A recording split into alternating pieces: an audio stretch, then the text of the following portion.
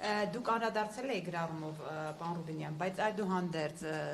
Ադրբեջանի նախագահի հայտարարությանն եմ ուզում անդրադառնանք։ Խաղաղության օրակարգն եք դուք մշտապես բարձրաձայնում, ասում եք դա պետք է լինի եւ չպետք է շեղվենք։ Ինչպես բացատրենք այդ խաղաղության օրակարգի շրջանակում Ադրբեջանը չի դադարում բարձրաձայնել նման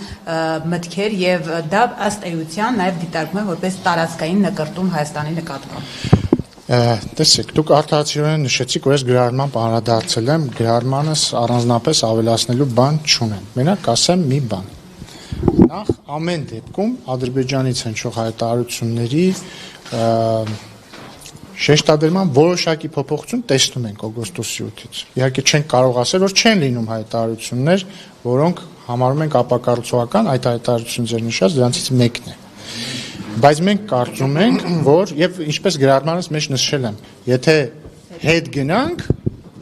տեղանունների իմաստով ամենևին մեզ համար ոչ շահեկան վիճակ չենք տեսնի, շատ շահեկան վիճակ տեսնենք, բայց հետ գնալ պետք չի, պետք է գնալ առաջ։ Եվ դա է խաղաղության ամրապնդման եւ պահպանման ձևը։ Ես պետք է ասեմ, որ երեք մի քաղաքացի մի գրառում էր կատարել, կամ մեկնաբանություններ կատարել մի գրառման տակ, ասում էր Ալիևը ասում է, որ քարտեզում Սևան չկա, գյոք չա է, դա է խաղաղությունը։ Մի կողմ թողնենք, որ քաղաքացին սխալ էր մեջ բերել, Ադրբեջանի նախագահ ասել էր, որ ցարական քարտեզներում Սևան չէր, գյոք չա էր, ոչ թե այս պայմաններ խոսում, բայց դա մի կողմ։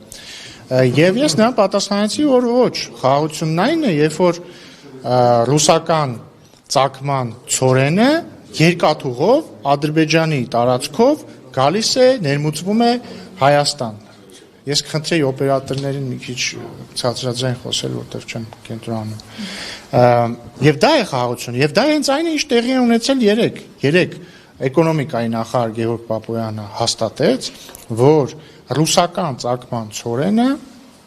Ադրբեջանի տարածքով երկաթուղով ներմուծվում է Հայաստան։ Սա հասկանում եք ինչ, եւ սա ի հավելումն արդեն իսկ հայտարարված ղազախական ծագման ցորենի, որը կրկին Ադրբեջանի տարածքով երկաթուղով գալիս է Հայաստան։ Սա ես առանց չափազանցության եմ ասում, սա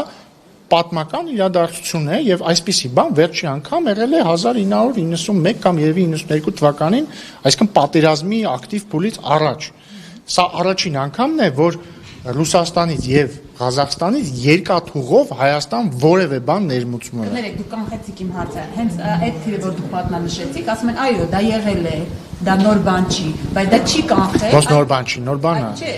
91 թվականին ասացիք, չէ՞, որ եղել է նաեւ այդ ժամանակ։ Չէ, ոչ միայն 91 թվականին, մինչև հետագա զարգացումն, այսինքն պատերազմը, Արցախի հետ կապված իրադարձությունները չի կանխել դա։ Դա մի քիչ տրամաբանական, հասկացա ինչ եք ասում, բայց դա մի քիչ տրամաբանական չի, այստեղ հարցը կանխել չկանխելու մասին չի, այստեղ հարցը ինչ որ բան հավանական եւ անհավանական դարձնելու մասին է։ Պարզ է, չէ՞, որ մի իրավիճակում, երբ որ երկու երկրների սահմանները ամբողջովին փակ են, երբ որ երկու երկրները ամբողջական իրար հանդեպ բլոկադա են իրականացնում, երբ որ սահմանին խրամատներ են եւ զինվորներ, այդ իրավիճակում ռազմական բախման հավանականությունը տասնապատիկ անգամ ավելի բարձր է, քան այն իրավիճակում, երբ որ սահմանը բաց է եւ բան չկա, բլոկադա չկա կամ բլոկադան քիչ-քիչ քչանում է, բայց դա մի կողմ։ Հələ մի պահ մոռանանք նույնիսկ բանը, նույնիսկ հավանականությունը ռազմական բախման կամ դրա մեծությունը կամ փոքրությունը։ Նաև տնտեսական առումով մենք առաջին անգամ ըստ էության երկաթուղային կապ ենք ստանում մի երկրի հետ, որը Վրաստանը չէ, որտեղ միակ երկիրը, որի հետ ունենք երկաթուղային կապ, Վրաստանն էր այս 30 տարի։ Հիմա արդեն Ռուսաստանի եւ Ղազախստանից երկաթուղով որևէ ապրանքի գալիս Հայաստան եւ անհնար է գերագնահատել այս իրադարձության կարևորությունը եւ իմի բերելով էս հատվածը, էլի։ Հետեւաբար, այո, խաղաղության ճանապարհին կլինեն խնդրահարույց հարցեր։ Այո, կարող են լինել հայտարարություններ, որոնք մենք կհամարենք խնդրահարույց, բայց պետք է այդ եւ որոնց անդրադարձել ենք։ Նշեցիք, ես էլ եմ անդրադարձել, բայց պետք է կենտրոնանալ իրական ձեռքբերումների վրա եւ ցորենի Հայաստան ներմուծումը Ադրբեջանի տարածքով շատ կարևոր փաստ է, որը պետք է արձանագրել, այդ թվում խաղաղության համատեքստը։